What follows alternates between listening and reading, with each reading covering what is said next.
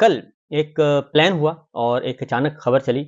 संजिगानी के करीब जो है एक वाक़या हुआ और कहा गया कि कैदी वैन जो है उसमें कैदी वैन पे हमला हुआ है, बल्कि कैदी वैन नहीं 3 गाड़ियों पे हमला हुआ पुलिस की कैदी वैन्स पे, और तीनों से जो है पाकिस्तान तहरीक-ए-इंसाफ के कारकुन थे, रहनुमा थे, खैबर पख्तूनख्वा से रुकने सूबाई असेंबली थे।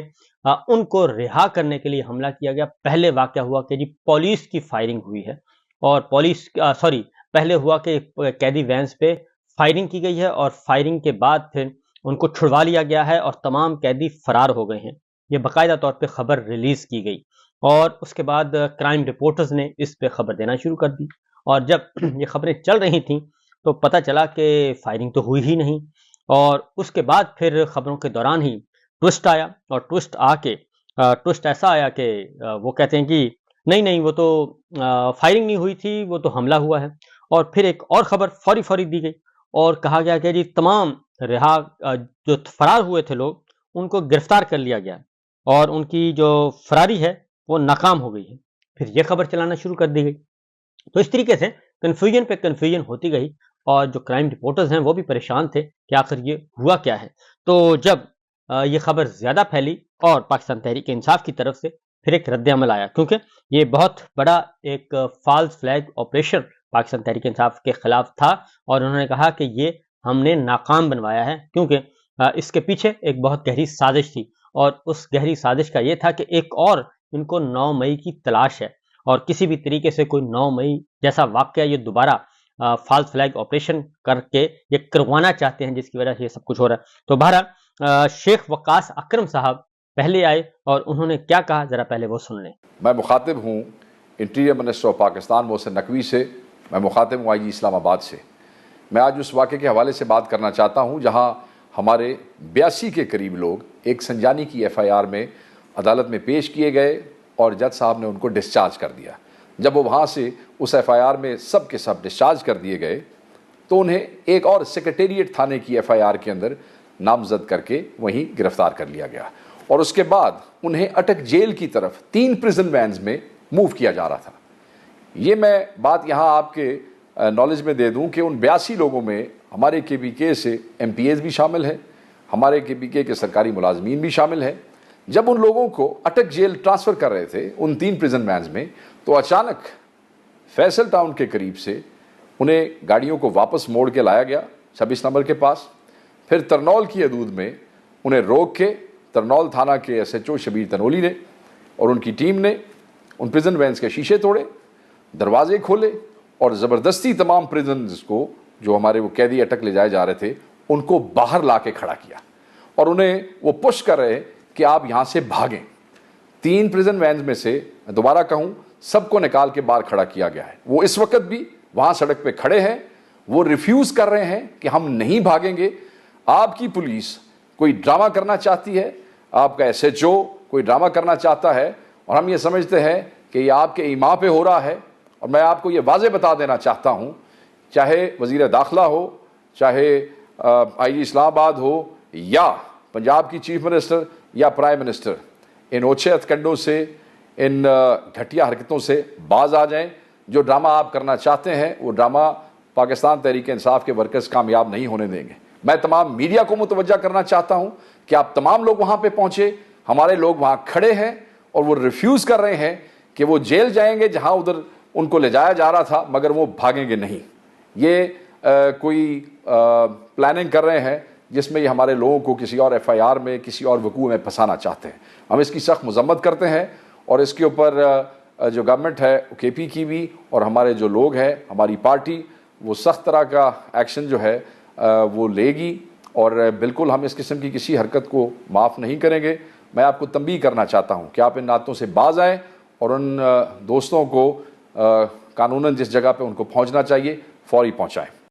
इसके बाद जी वज़ीर इत्तलात व नशरियात फॉर्म 47 अताउल्लाह तारड़ साहब आते हैं और अता तारड़ साहब क्या कहते हैं, वो बिल्कुल इसको फौरी तौर पे 9 मई से इसको जोड़ देते हैं। क्या फरमाते हैं, जरा सुनिए। लंदन राइट्स वालों को 15-15 साल कैद की सजा होती है। आज अगर जुडिशियल प्रोसेस के तहत 9 मई के मुल्जिमान को, जिन्होंने रिट ऑफ द स्टेट को चैलेंज किया, जलाओ घेराव किया, तोड़ फोड़ की, हमारे, तो ये वो कहते हैं कि जी अगर आज 9 मई वालों को पकड़ लिया जाता, सजाएं दे दी जाती, लंदन के फसादात का जिक्र, फिर अमेरिका के फसादात का जिक्र, तो ये वाकया ना होता और ये बहुत ज़रूरी था। मैं बता दूं कि अब तो ISPR ने भी इस 9 मई का तस्करा करना छोड़ दिया, जो कि बहुत अच्छी बात है, और अब तो वो भी अपने बयानियों से पीछे हट गए हैं। लेकिन जाती उम्रा जो है वो फौरी तौर पे हर मामले में इश्तियाल अंगेजी पैदा करके 9 मई को कोशिश करता है कि उसको सच्चा वाकया साबित करके PTI को किसी न किसी तरीके से बैन करवाया जाए।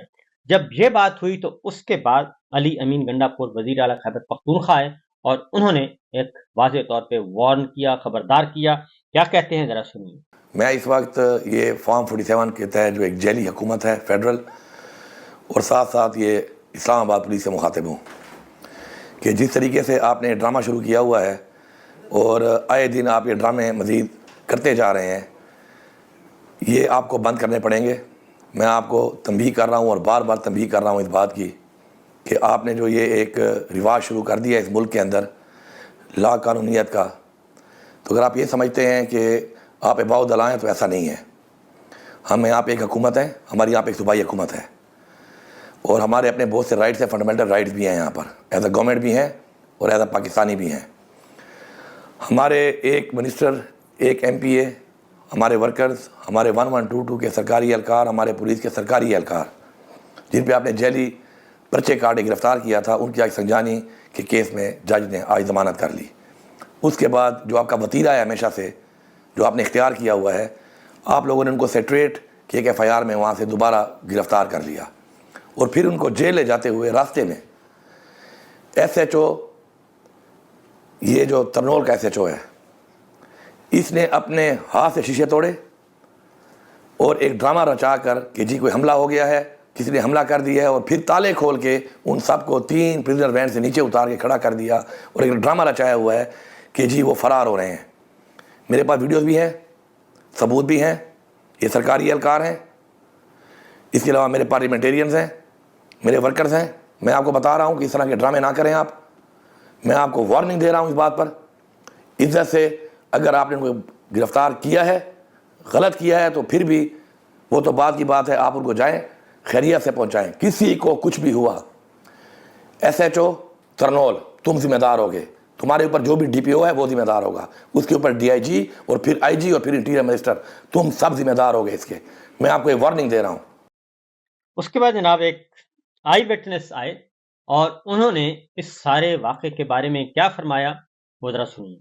जैसे कि आपको आपके इल्म में आ गया होगा कि इस्लामाबाद पुलिस ने एक ड्रामा रचाया है पाकिस्तान तहरीक इंसाफ के कारकुनों के खिलाफ, पाकिस्तान तहरीक इंसाफ के पार्लियामेंटेरियन जो अनवर ज़ैब खान है और माविर खुसूसी जो लियाकत खान है उनके खिलाफ, और जो खैबर पख्तूनख्वा पुलिस के जो एहलकार हैं, रेस्क्यू 1122 के एहलकार और TMA के जो स्टाफ है और पाकिस्तान तहरीक इंसाफ के कारकुनों के खिलाफ जो उन्होंने एक ड्रामा रचाया है अभी संजानी के वाक़े के ऊपर। मैं ज़रा आप सबसे डिटेल थोड़ी सी शेयर करता चलूँ। आपको पता है कि पेशावर के खुसूसी तौर पर सहाफ़ियों के साथ मैं कल शाम से जो है वो इन तमाम मामलात की वीडियोज़ और बाकायदा मैसेजेस के जरिए मैं आपको मुकम्मल तौर पे इन्फॉर्म कर रहा हूँ। इसके अलावा हमारा जो लीगल एक एड का एक ग्रुप बना हुआ है, जो D चौक में जो हमारे पाकिस्तान तहरीक इंसाफ के कारकुनान गिरफ्तार हुए थे और उनके हवाले से, उनकी रिहाई के हवाले से एक कोऑर्डिनेटेड एफर्ट ILF की तरफ से जारी थी, वो एक ग्रुप बना हुआ है, उसमें भी मैं तमाम डिटेल्स शेयर करता रहा हूँ। देखिए, कल जब इनकी रिहाई हुई इन 82 लोगों की 2 FIRs में 906 और 909 में, तो इनकी रुबकार जो है वो तमाम चीज़ें हमने तैयार की, ILF की टीम ने तैयार की। उसके बाद हम रात को 9 बजे अडियाला जेल लेकर गए, वहाँ पर जो है वो 11:30 बजे वहाँ से फिर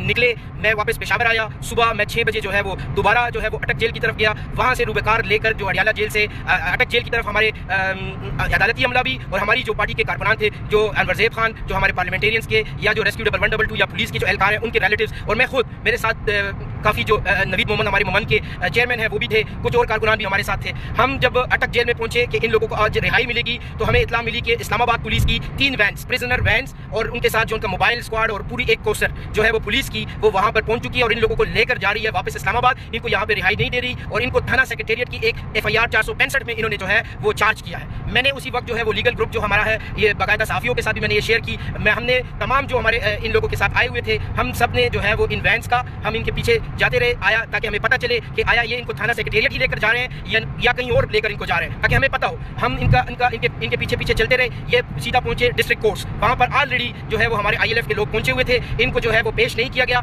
जज साहब नमाज के बाद जब केस लगा, वहाँ पर जो है वो जज साहब ने वो तमाम ऑर्डर शीट जो है वो आपके सामने है। वहाँ पर इस्लामाबाद पुलिस की मैं वाज़ेह करते चलूँ, इस्लामाबाद पुलिस की बाकायदा से उन्होंने ठीक ठाक सरजनिश की, इनको डिस्ग्रेस फील हुआ। इन्होंने फिर जो है वो वहाँ पे बाकायदा जज साहब ने ऑर्डर किया कि यहाँ से आपने इन लोगों की हथकड़ियाँ खोलनी है और इनको आपने रिलीज करना है। लेकिन उसके बावजूद इन्होंने जो है वैन्स में तमाम कैदियों को, जो 82 कैदी थे, उन तमाम को जो है इन्होंने वैन्स में दोबारा डाला। उनमें डालकर पहले 2 वैन्स इन्होंने इस्लामाबाद डिस्ट्रिक्ट कोर्ट से बाहर निकाली, जिसके पीछे पीछे मैं और हमारे साथ 1-2 और गाड़ियाँ, हम इनके पीछे पीछे चलते रहे ताकि हमें पता चले कि ये कहाँ पे जा रहे हैं। फिर कुछ वक्फे के बाद 10-15 मिनट के बाद एक दूसरी वैन इन्होंने जो है वो बाद में निकाली। फिर उसके बाद तकरीबन आधे घंटे के बाद जो हमारे पार्लियामेंटेरियंस है, मलक लियाकत और हमारे जो अनवरजेब एडवोकेट साहब हैं, उनको जो है वो इन्होंने फिर आधे घंटे के बाद निकाला। उनको GT रोड के जरिए इन्होंने लेकर गए और थाना तरनोल के पास उनको रुकवाया। दूसरी तरफ ये तीनों वैन्स इकट्ठी हुई टोल प्लाजा के करीब, जो इस्लामाबाद का टोल प्लाजा है, मोटरवे के करीब यहाँ पर इकट्ठी हुई। कभी ये वैन्स एक आगे जाती, कभी दूसरी आगे जाती, कोई कभी रुक जाती, ताकि ये जो इनके पीछे जो लोग जा रहे हैं, ताकि पता चले कि ये कहाँ पे लेकर जा रहे हैं, वो लोग कंफ्यूज हो जाए। लेकिन एनी हाउ हमने खुद इनसे फिर बात की। हमारे जो वकला ILF के हमारे साथ थे, खुसूसी तौर पर फतेहुल्लाह बरकी साहब, वो हमारे साथ थे। उन्होंने इनसे बात की कि जी बताएं आपका क्या इशू है, आप क्यों गाड़ियाँ रोक रोक के जो जा रहे हैं और क्यों टाइम वेस्ट कर रहे हैं, ये तो रिहाई का आपने जो है वो सीधा अटक में लेकर जाना है और वहाँ से इनको रिहा कराना है। उन्होंने कहा जी हम लेकर जाते हैं, आप हमसे आगे चले जाएं ताकि रास्ता साफ हो। हम थोड़ा सा इनसे आगे चले, इसके बाद ये मोटरवे के ऊपर चढ़े। जैसे ही इस्लामाबाद की टोल प्लाजा के करीब पहुंचे, दूसरी तरफ से ये वापस निकल गए। ये वापस निकले हैं, इस्लामाबाद की तरफ आए हैं। हम तमाम जो दोस्त इनके पीछे गए थे, जो हम इनकी रिहाई के लिए इनकी बागदौड़ जो कर रही थी पूरी टीम ILF की, उनकी क़यादत में हम लोग जो है वो इनका पीछा किया हमने। ये 26 नंबर जो चुंगी है, यहाँ से ये फिर दोबारा तरनोल जो थाना है उसके पास ये रुकी है तमाम वैन्स। और वहाँ पर जितनी हमारे लोगों की जो गाड़ियाँ थी, जिसमें अनवरजेब MNA MPA साहब के बेटे की गाड़ी, उसकी इसी तरह मलक लियाकत की जो बेटे की गाड़ी थी, इसी तरह कुछ और लोग थे, इन्होंने 4 गाड़ियों में लोगों को गिरफ्तार किया हमारे सामने और उनको तरनोल थाने में इन्होंने शिफ्ट किया। फिर उसके बाद जो है मैं खुद खड़ा था, मेरे साथ नवीद मोहम्मद आगे एक गाड़ी में खड़े हुए थे, मैं खुद जो है वो इस चीज़ को देख रहा था। उसके बाद हम रुके कि ये क्यों रुके हुए हैं। जब ये हम वहाँ पे रुके, मैं एक जगह के ऊपर नीचे उतरा। जैसे ही मैं नीचे उतरा, एक साइड के ऊपर बैठ कर ये तमाम मंजर देख रहा था कि क्या हो रहा है। इसी दौरान में एक गाड़ी पुलिस की जो है वो 2 सादा गाड़ियाँ जो है ब्लैक टेंटेड शीशों वाली व्हाइट कलर की ग्रैंडी, वो जो है वो वहाँ पे पहुंची और हमारी गाड़ी का उन्होंने पीछा किया। लेकिन हमारी टीम जो थी उन्होंने गाड़ी अपनी भगा दी। जब अपनी गाड़ी भगा दी तो मैं वहाँ पे रह गया। तो मैं पैदल किसी रास्ते से होके जो है वो अपने इन दोस्तों के पास पहुंचा। जैसे ही अभी हम संजानी के पास पहुंचे ही नहीं थे कि वहाँ पर हमें ये इत्तला मिली कि संजानी के करीब जो है वो गाड़ी के ऊपर जो है वो पुलिस वैन के ऊपर जो है वो हमला हुआ है। हमने करीब उस वक्त तक ये जो है तमाम वैन, एक वैन संजानी टोल प्लाजा के पास खड़ी थी और जो 2 ब्लैक टेंटेड गाड़ियां थी ब्लैक शीशों वाली और व्हाइट करोला, वो भी उनके पास आकर तेजी से रुकी। इसके अलावा एक कोस्टल पुलिस की वो अलहदा से रुकी। 2 जो वैन्स थी वो आगे निकली हुई थी और वो B17 संजानी टोल प्लाजा जब आप क्रॉस करते हैं तो लेफ्ट साइड पर B17 का जो सेक्टर है वहाँ पे नीचे खड़ी हुई थी। इसके बाद जो है वो हमने हमारी जो एक मैं उनका नाम नहीं लेना चाहता, हमारे एक टीम मेंबर ने जो है वो ये तमाम मंजर देखा कि पुलिस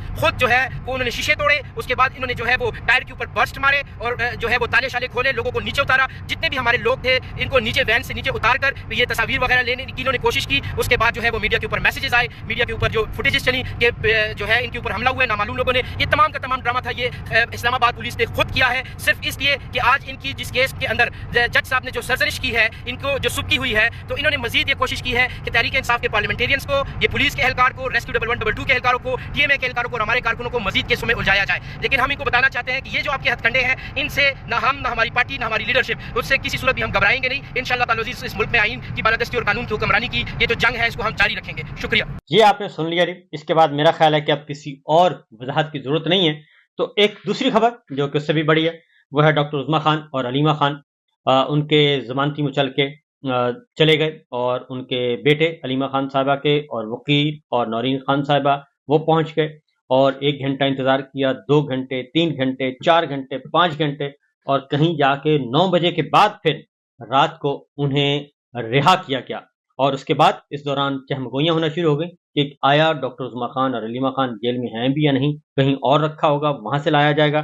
तो अलीमा खान साहिबा और उज़्मा खान साहिबा ने बाहर निकलकर क्या गुफ्तगू की वो भी जरा सुन लीजिए। इंशाअल्लाह। ये बताइए कि आप अंदर जेल में और आपकी बहन जेल खामिया की तरफ से आपको अंदर क्या मुश्किलात थी? खाना पीना, रहन सहन, मतलब किस तरह का था? रहन सहन का हमें कोई दिक्कत नहीं है, साफ़ सुथरी जगह थी, जो भी जैसे भी जेल होता है वो जेल था, लेकिन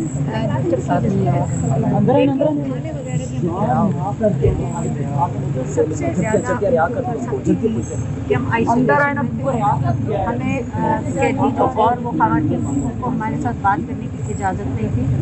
हमें को ये डर था कि कोई इन्फॉर्मेशन ना मिल जाए, ना कोई जो PCO की 3 हफ्ते में सारी खवातीन को 3 दफ़ा इजाज़त थी, इसकी इजाज़त नहीं थी।